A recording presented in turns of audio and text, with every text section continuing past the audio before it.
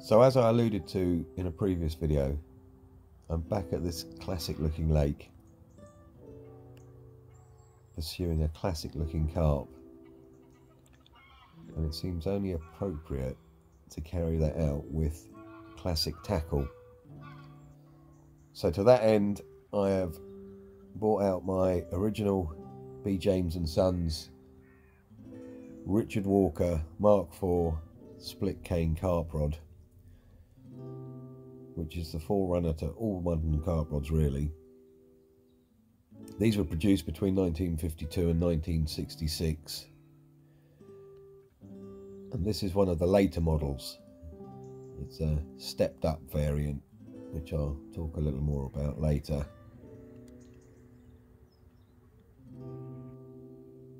But when combined with a Richard Carter Dragonfly centre pin, it becomes a formidable carp catching setup. And it's not just about keeping it classic. This is one of the heavier setups I've got, and there's a lot of weed in this lake, and we're reaching the end of summer now and the weed's starting to die back.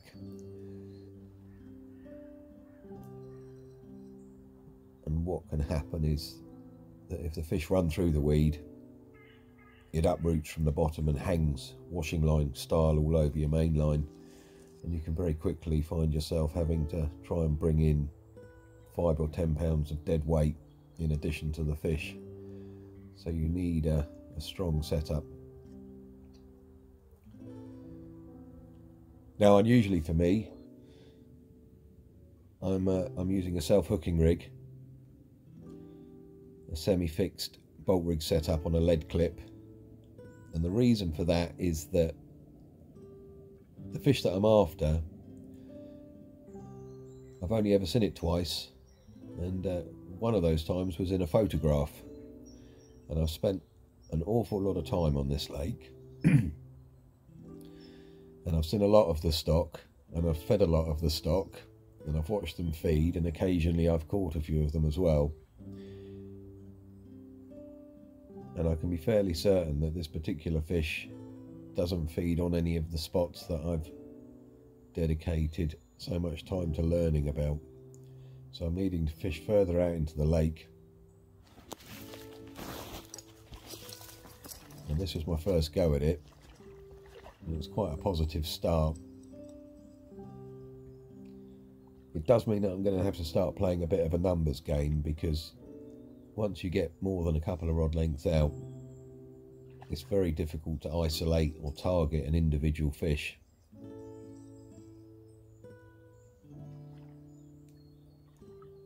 So it's almost a case of fishing or avoiding the spots where I know I won't catch the fish I'm after,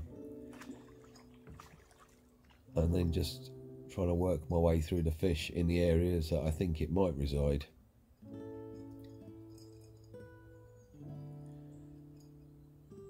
But this first trip with this setup was really a case of getting my head around fishing in a completely different style, even though I'm still using very traditional gear. And it was a bright start when the only carp that was feeding in the shallows made its way firstly to my hook bait and then to my net. And I certainly wasn't complaining at this lovely double figure common.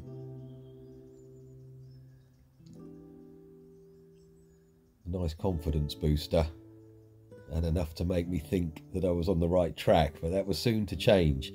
Now, the forecast for this day was heavy showers, and for once the forecasters got it right, as they always do with bad news. And because of that, I figured there wasn't going to be too many other anglers around, so I took the opportunity to bait a couple of other spots. And this is a swim that I've fished quite a lot in the spring, and you can watch the way the fish react to the hook bait. And I'd had them feeding here earlier in the morning, and I thought, well, I'll give it a go and get confirmation of how they're reacting to the rig and the bait and the line.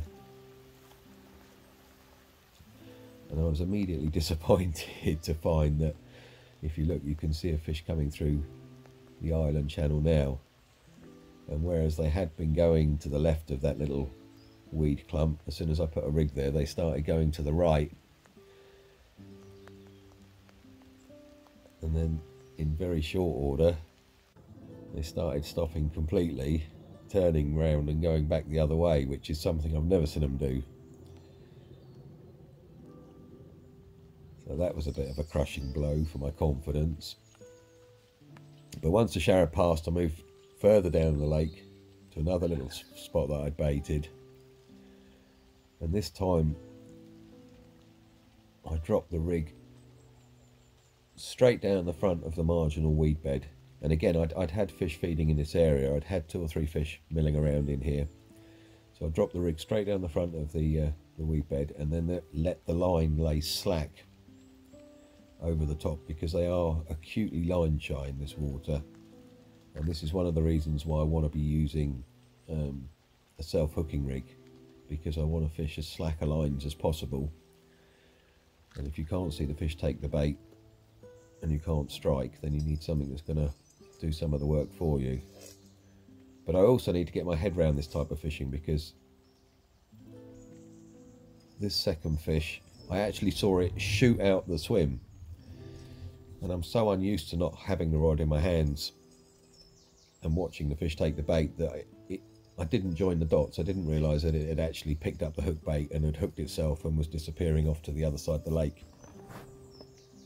So that's something I have to work on.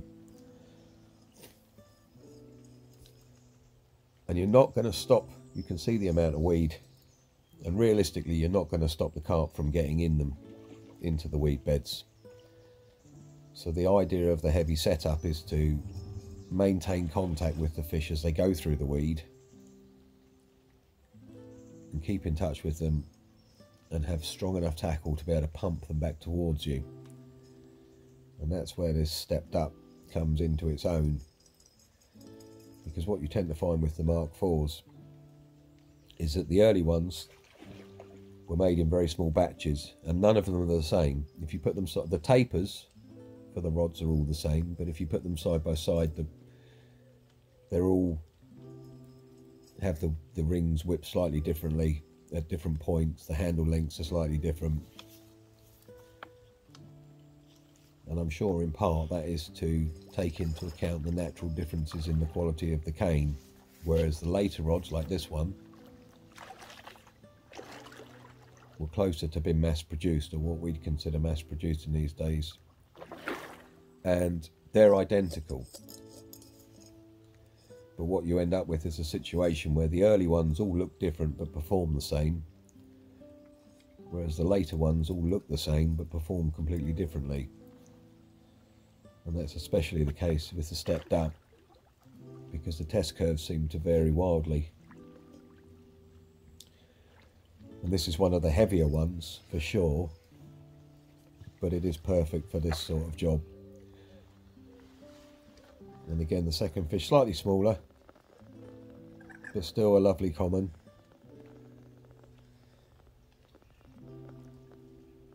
And it sent my confidence back up again, because I felt I'd worked around one problem at least.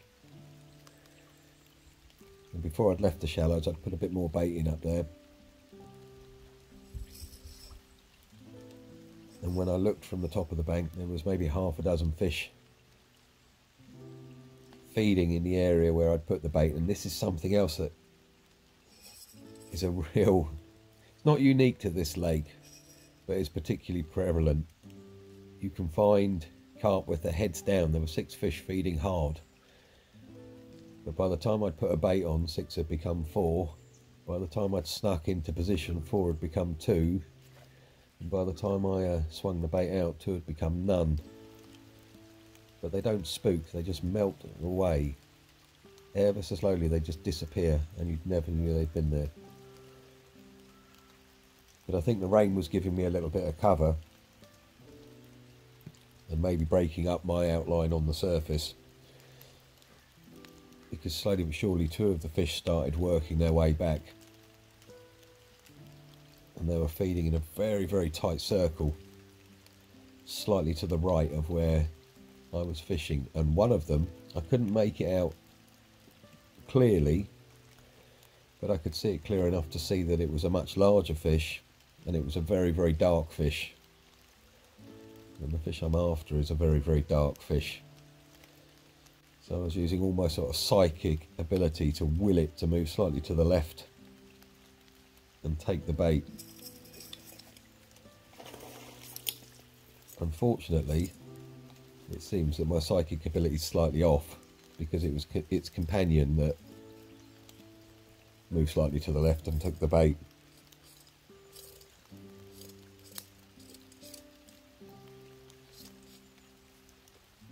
But again, I felt like I'd addressed, not necessarily a problem, but I got my head round a step, because I'd gone back. I thought about my line lay a bit more after seeing the way they reacted on around the island. I thought slightly more about how I put the bait in, and it had worked. So 3 fish in the first morning was a slight confidence boost, but I tend to try and learn from the bad bits rather than enjoy the good.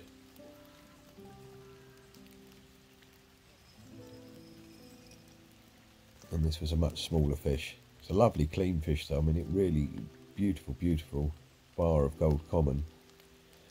But I wasn't going to mess him about too much, so I unhooked him in the net, put him straight back. Wondered what might have been with the fish that didn't make it to the bait. And as I left, I saw a fish that has confused things even further, but I'll save that for another time.